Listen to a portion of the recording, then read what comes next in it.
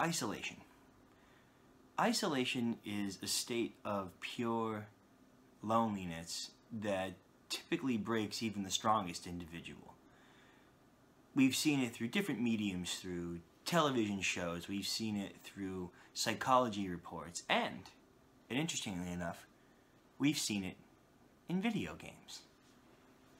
Now, the perfect video game that represents this feeling of isolation would be none other than the classic NES series, Metroid. Now, I personally am not the biggest Metroid fan in the world. I'm a fan of the series, but I'm not a diehard.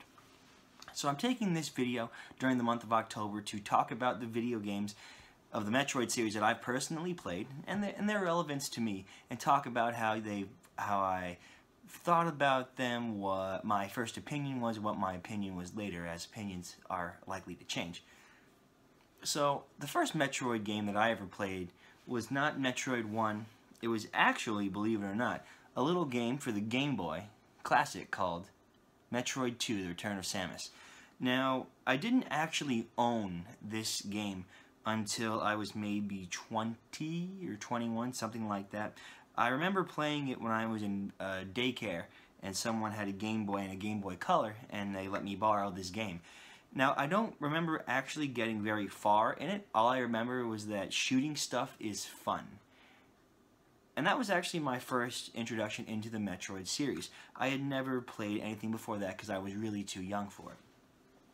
Now, it wasn't until years later that I actually got my own physical copy that I was able to sit down and play the game. I will say this, from having it being my first experience is very different because of how the Metroid series has clearly evolved since then. I will say that it's a good game, but not necessarily a fantastic one, especially with the remake that just came out. I'm looking really forward to getting it soon. So hopefully I'll get that and I'll be able to play it, give a full, thorough, critical conversation between both of them. But like I said, that was the first game I played, nothing too serious. Now, growing up, I really didn't remember much of playing the game. All I remember was that I was some dude, I didn't know Samus was a girl at the time, in like a robot suit who shot aliens. And I thought, oh, that's pretty cool. And it wasn't until many years later, till I was in middle school, that a very good friend of mine named Ben, who's a crazy Metroid fan, was like, hey Kirk, you ever play Metroid for Game Boy Advance?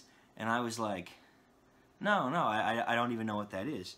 So, under Ben's recommendation, I went and I picked up a copy of a Game Boy Advance remake of the classic called Metroid Zero Mission. Now, Metroid Zero Mission is a remake of Metroid 1, and it comes with updated graphics, updated story, cutscenes, weapons, the map system so you actually know where the heck you're going, all that good stuff. And I was completely blown away when I played the game. I was like, yo, this game's awesome. I remember the part where you lose the Varia suit and you're stuck as Zero Suit Samus. You have to run around and like you have this little tiny pistol and it does jack against the space pirates and you have to go get the gravity suit, and it was like all tense and stuff. What really stuck into my mind about Metroid Zero Mission was the smoothness of the controls, the style of the game itself, and of course the true feeling of loneliness. Throughout the entirety of the game, there's really no one to communicate with. You're just kind of alone by yourself. And I'm not saying that's a bad thing, but it certainly gives into the atmosphere of Metroid and gives that true feeling of isolation. So with that feeling of isolation, what became fun for me while playing the game was exploring, finding secrets, finding hidden energy tanks, finding weapon upgrades. That became an enjoyable pastime while playing the game because there was nothing else to interact with except the environment. Now, I was really big into Metroid Zero Mission. Now, the next Metroid game in the series that came into my life was the GameCube hit, Metroid Prime. Now, I gotta be honest, when I was a kid, I really didn't understand video games all that much. So when I did end up getting Metroid Prime, I played it for a couple hours, and I might have got scared by the space pirates in that part where you have to go underwater in the ocean, and I didn't have the gravity suit, so I couldn't move, and I didn't know what to do. So I put the game down, and I didn't touch it for many years later. But I went back when I was in high school, and I thought, hey, I never actually played this game through to the end. And I played it again. And I really, really enjoyed it the second time around, mainly because I was old enough to understand it. Now, what made Metroid Prime so much better, or I guess so much different than Metroid Zero Mission, was it went from two-dimension to a first-person perspective. So I didn't see the entirety of Samus's body, it was just from the first person, so it was a first-person shooter, rather than a side-scrolling platformer.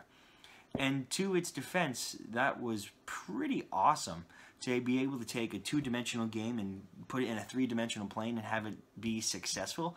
I think I had to give props to Nintendo for that, because going into the third dimension, as we've seen with a lot of certain series, doesn't always end well. Now, after Metroid Prime, the next game in the series that was prevalent to me was Metroid Prime 2 Echoes. Now Metroid Prime 2 Echoes is more or less another piece of Metroid Prime. It's a little bit different because there's like a light world and a dark world where like you have to go through and fight like the remnants of Metroid Prime and evil Samus and all that good stuff. So if you like Metroid Prime, you're definitely going to like Metroid Prime 2. I will say I think I like Metroid Prime a little bit better because it truly gets that feeling of isolation, whereas Metroid Prime 2 there's more NPCs to actually like interact with, a couple of like robots and Chozos or whoever to help you along the way. So I feel that Metroid Prime does that a little bit better. But as a sequel, as far as a straight sequel goes, Metroid Prime 2 is quite excellent. Now, after Metroid Prime 2 Echoes, I hadn't played a Metroid game for the longest time, and I mean the longest time. I didn't play any of the DS ones. I didn't play the one on the Wii. It was just kind of like, oh, okay, that's a game now. And I went along and I did my own thing. Then a couple of years ago, I found this in a local video game store, and I was awestruck. Now, the next game that I played was Metroid Fusion. Now, Metroid Fusion is the fourth series of the Metroid games. So it goes Metroid, Metroid 2, Super Metroid, and then Metroid Fusion. I was absolutely in love with Metroid Fusion. I liked Metroid Fusion more than I liked Metroid Zero Mission, and that's saying something, because Zero Mission was really, really big to me.